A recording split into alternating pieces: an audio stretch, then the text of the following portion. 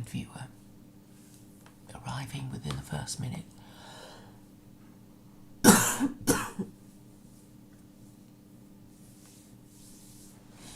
I've just come off the G-Block stream. I don't know how well I came across on it. I thought the one on Saturday was a bit better. We did talk about God.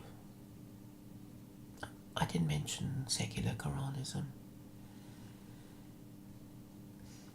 I did lose my temper with why so religious.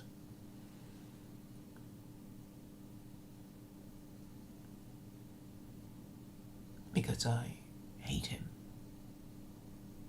I hate him for his inability to understand how to behave. Either he does it on purpose, or he has no self-control and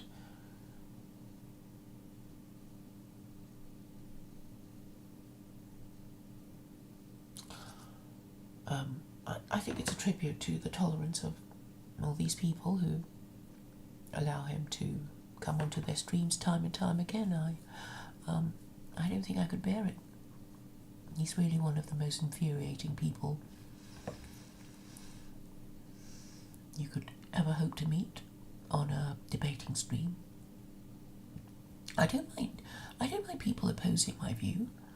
I'm quite happy to engage with them, but not when they make irrelevant points and totally derail the conversation from the subject that you want to discuss. I don't know why people want to do that. I suppose it's a form of narcissism, a kind of vandalism. People want to have a conversation and you interrupt with your irrelevant and boring points that nobody really cares about either way. But the highlight of the day was listening to these guys on the G-Block stream talking about transgenderism. It's one of those streams that you rush to join, and then by the time you join, however, the subject has moved on to something else. So this stream is really about me trying to say what I thought I would have said at the right time. So these men, all men, were concerned about how to deal with the situation of this transgenderism craziness, and then they realised that it was all, their opinion against the opinion of the government, and obviously in these disputes the government always wins.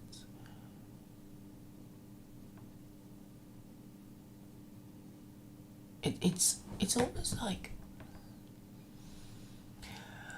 well, you come up to a crossroads, it's the right way or the wrong way, and you know the right way, but you have to go the wrong way, because the person, maybe, well, you're just a passenger, you're not the driver, and the driver doesn't want to take your advice. So it's very frustrating, or maybe all you can do is wait until the driver gets tired of driving around lost. Because you probably know it's not a good idea to keep pointing out to the driver that you think he's going the wrong way.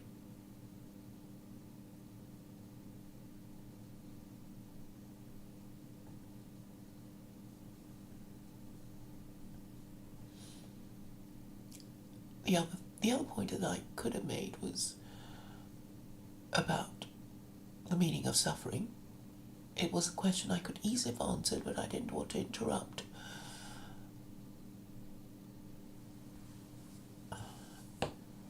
And I made this point before anyway, which is that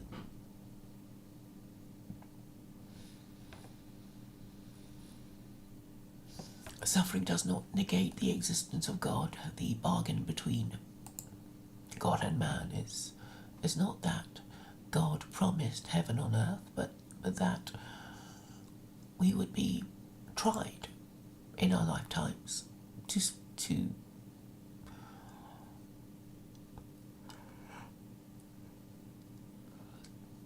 test us for our fitness to go to the better place in the afterlife. And that's it really. How are we to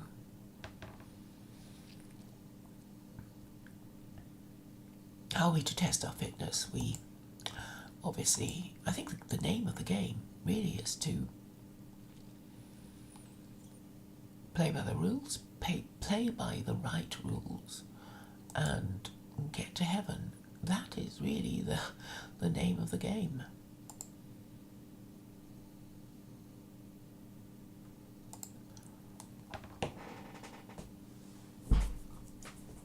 What are the right rules?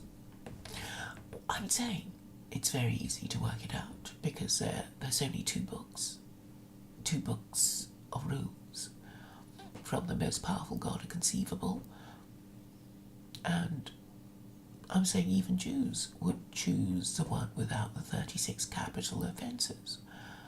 The one with the 36 capital offences is the Torah, the one without is the Quran. So it makes things very easy for everyone, really, if they were thinking correctly. The question that should be asked is, which religion, if you were choosing a religion for your country and wanted to govern it well and cared about the national interest, which religion would you choose for your hypothetical country to give it the maximum likelihood of surviving for longer rather than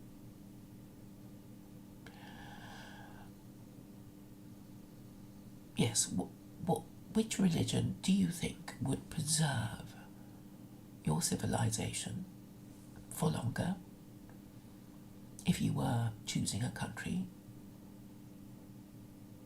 choosing a religion for your country, without the cultural baggage of your current religion or your current community and your parents' religion and the religion you want to be associated with because you don't want to be kicked out of your community? If you were being completely rational, which religion would you choose? And I'm saying that there is only one answer. It's not about what you prefer, but what you think, if followed, would result in your civilization lasting longer rather than not. So I suppose I do understand why we're not getting the right answer, because nobody has really asked the question. People are just assuming that they can carry on as they are. I see that a lot of people are nervous, frightened of the future, not knowing what to do, or even how to express themselves about the unease that they feel. And the purpose of this channel is to provide a solution, to discuss solutions, to examine what's on the market, really. But what's really annoying are people like Why So Religious who have no point to make, and you sort of see that there are others like him with no point to make, but not quite so annoying.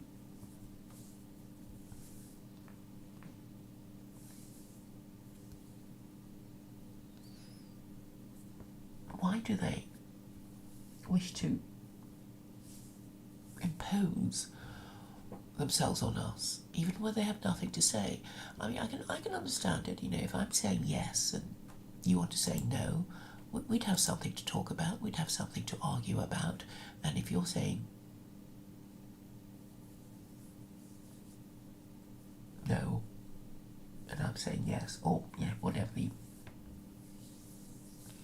alternative is, I would expect we would have something to talk about. But if I'm saying yes or no, and all you have to bring to the table is maybe, then I wouldn't expect you to make a big fat fuss about telling me that you think the answer is maybe. So it is infuriating when you have somebody who doesn't really have a point taking up so much of your time telling you that his answer is maybe. And in fact, Why So Religious is not the only person that I have met who is like that. It is certainly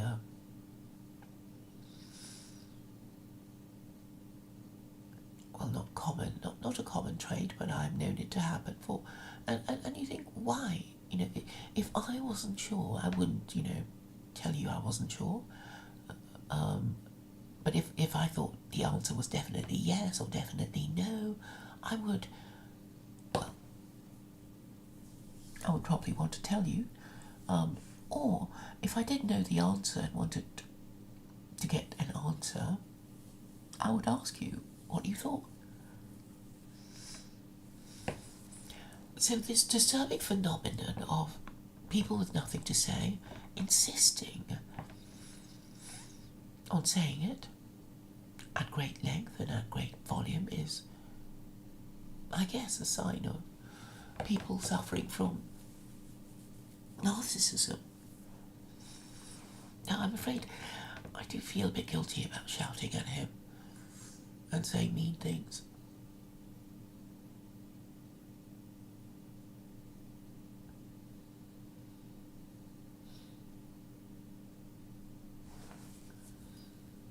And I guess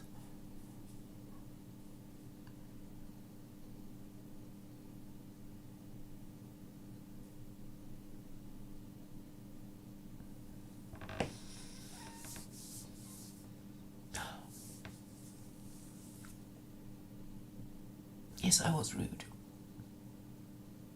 But it does trigger me, but then the others weren't quite so triggered.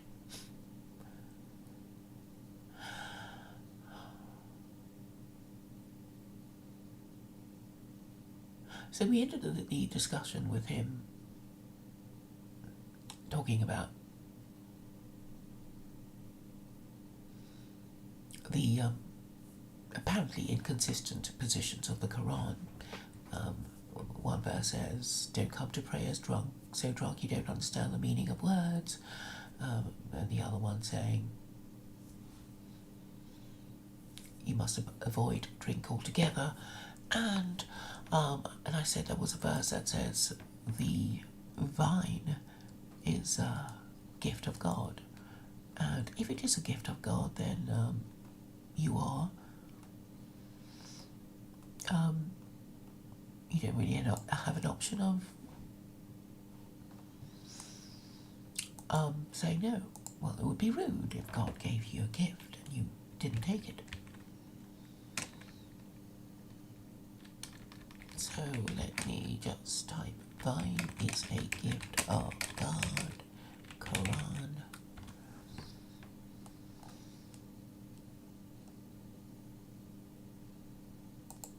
Wine and alcohol in Islam, is the Quran the word of God?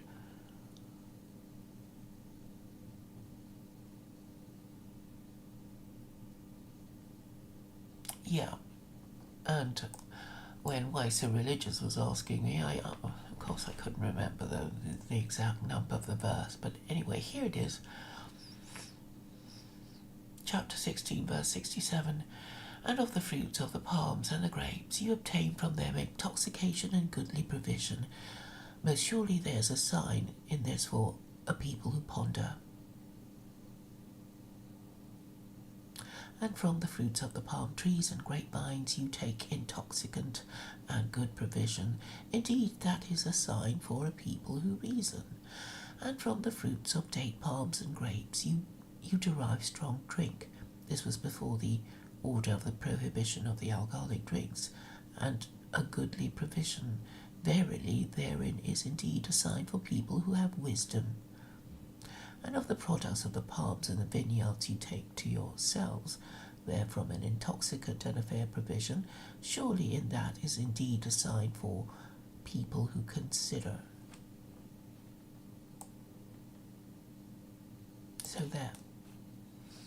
So there you are, why so religious. That is the verse that I had in mind. I didn't imagine it.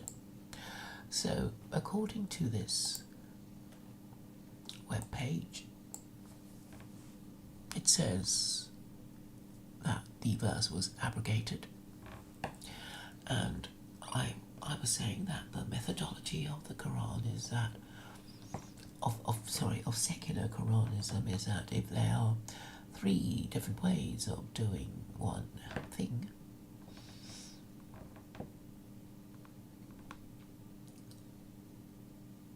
all 3 are acceptable and a valid option. So that's a position of secular Quranism. I'm not going to be abrogating any verses. I think a range of responses to a particular situation is acceptable, as long as the message is the same, which is that we should treat alcohol with care, not to completely reject it because it's a gift of God, but to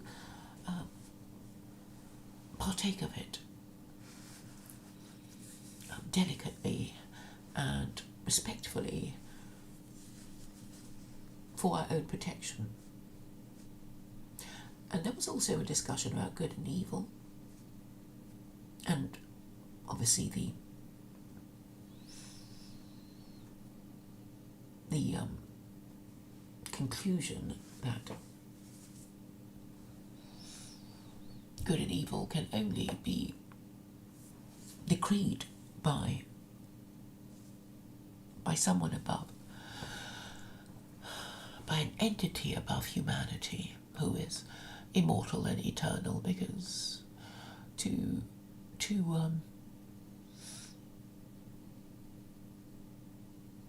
make laws for somebody, you have to be in a position to enforce it. You have to have the power to enforce it, and the power to make it. So it's like a parent giving a child a bedtime. It implicitly means if you give a child the bedtime of 7 p.m., it doesn't mean that the adult also goes to bed with the child. The adult stays up later.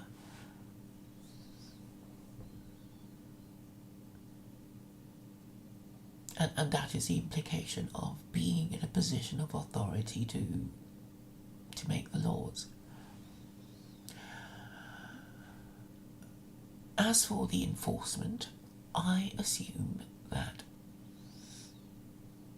if God does indeed exist and has made laws for us, he would have ways of punishing disobedience. And I have been saying for quite a while now that God, as in his wisdom, if he exists, created a universe where the crime, where the sin is its own punishment. But the problem is, it doesn't happen immediately. So, we're not dogs, but dog trainers would tell you that if you're going to train a dog, you would have to tell it where it went wrong immediately. You don't punish the dog a day after the event, because, well, the dog would know what you were punishing it for, and your punishment would be wasted, and the dog would be hurt, and it wouldn't advance anything. So, if your dog has misbehaved, the punishment must follow immediately, or the dog won't know that it wasn't supposed to do that thing. But for humans, well, we are not dogs, and God does not treat us like dogs. Presumably he believes, he assumes, no, I'm not quite sure what the right word is. He has given us the ability of reason to deduce from Scripture what he expects of us, and also to deduce that punishment follows if we disobey. And that's actually very simple. I finally said it. And then there's one other little thing. Yes, that of suffering.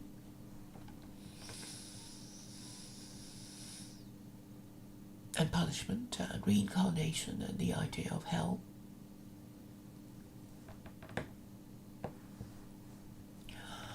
So I repeat here what I've said before, that the existence of injustice and evil does not negate the existence of God. Arguably, the whole idea of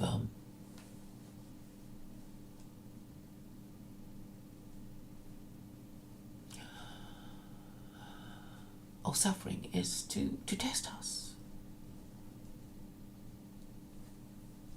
And so, if things are not as we would expect of an earthly paradise, the bargain was always that we should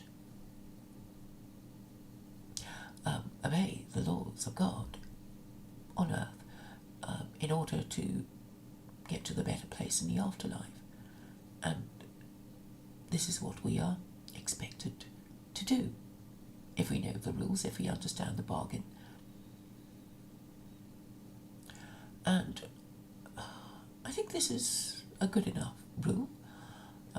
These rules do protect society and societies and individuals, and rules, the laws forbidding murder and theft and sexual immorality. But I suppose the hardest offence to understand is that of sexual morality. People will define it in different ways, or they don't get it, or keep forgetting that marriage is that minimum standard.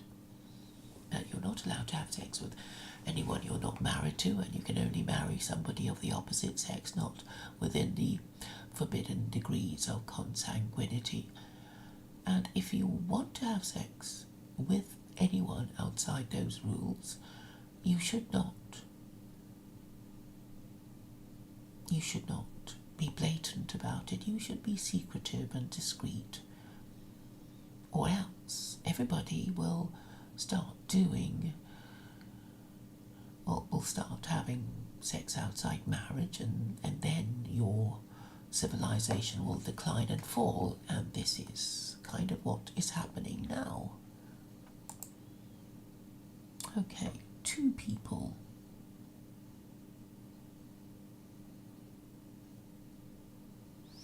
I'll try to remember to unban you.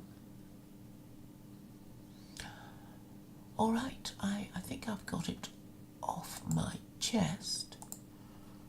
Vincent appeared in the G-Block stream. I think you might, well, Americans might find it engaging and entertaining. There are a few Americans who go there. Vincent was there towards the end. For some reason he wasn't really into the theological philosophizing that Triller was doing.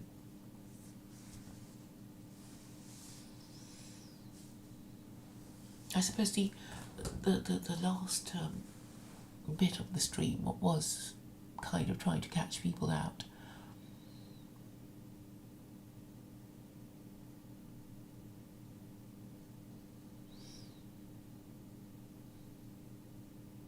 But basically, we will never know, as we live, whether God exists. and we're not meant to, because the whole of the bargain is that it should be obvious to us that God exists and that we have to obey his laws if we want to go to heaven, and this belief will make us behave better than if we didn't believe this at all. And this is obviously true too. It was the people who believe in God who had very strong feelings about men being men and women being women, and all the dissident right talking points. And I guess the tragedy of it all is that the people who most want social conservatism because they consider themselves to be nationalists really aren't up to becoming married fathers. That is really the greatest tragedy of all. Oh yes. The other little thing I wanted to say was that in these streams, you kind of have, the alpha male, occasionally, emerging. He's the one with the best job who, boasts about his success with the ladies. And it has been said that feminism tricks women into childlessness because when they're young, they're made to think it's okay to sleep around, and they sleep around for too long, and they miss the marriage boat, and therefore the mother boat, and their clever genes that got them into university die with them. But it also has the same effect on men. Well, the clever ones are the good jobs who, are the chads who, get all the sex, all the women throwing themselves at them, and I suppose many men would envy the lifestyles of these men who are spoilt for choice where women are concerned. They are, in fact, going to die childless too, like these childless women that feminists tricked. Because these men, after many years of being accustomed to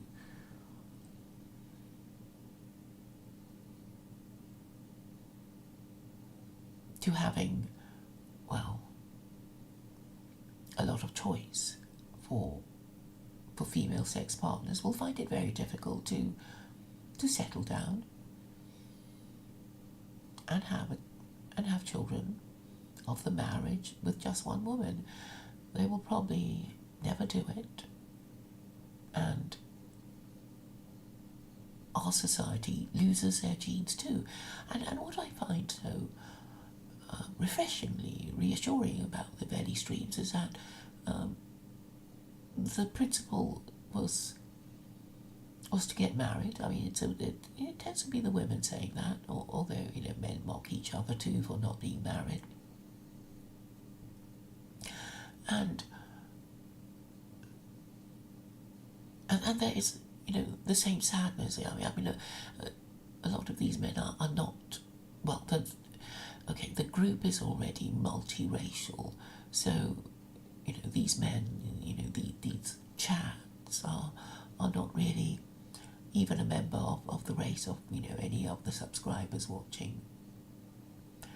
But there is a certain sadness that the group, I suppose we would be called the UK group, because Veli is a Londoner.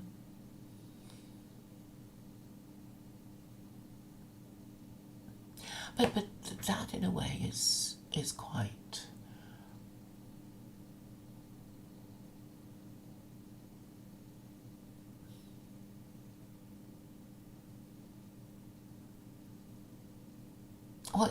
it's revealing, I suppose. You feel a sense of loss or impending loss, and it affects all of us, even if we're not all the same race. And it brings home really that the fact that fatherhood is not really a natural thing. because in non-human animals, the mother is invariably a single mother, and the father invariably, well, mostly doesn't hang around. And so, in order to continue our species or our race, we have to consider the quality of parenting to keep the race or species in good health. And after 50 years of neglecting precisely this, we will find our civilization in some kind of trouble. And we also see that being careless about these things will have an effect on public morality.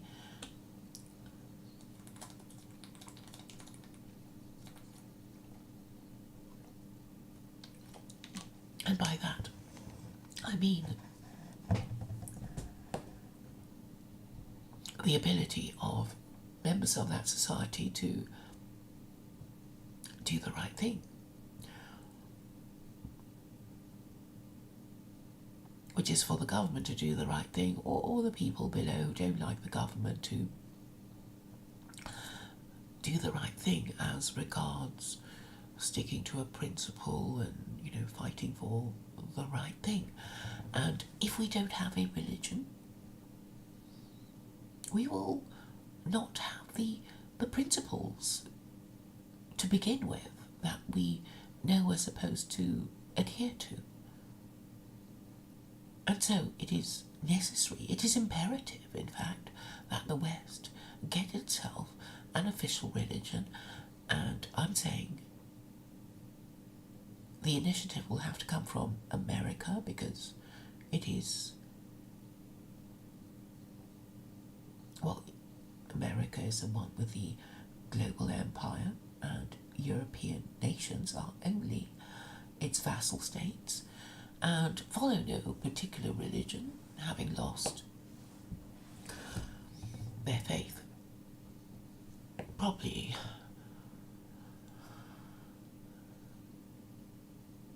in the last century, maybe earlier. And if you don't have a religion, you won't have a common value system, and you won't have a common belief system, and you won't have the agreed moral system. And by that I mean, when somebody in Britain says, Britain is a Christian country, you don't expect, people to start arguing and saying, no, it's not, it's, something else. And this was exactly what happened when David Cameron said, we are a Christian country. So, I'm saying this is an unsatisfactory situation which can only be remedied by America fixing itself. So we have to hope that the Americans fix themselves, so, and then when they do, we can take the cue from them. Alright, thank you for listening, that's all I have to say. I suppose I'm really a little talked out. And nice to see you again. Zero Infinity, and yo mama, I'll unban you on my primary channel.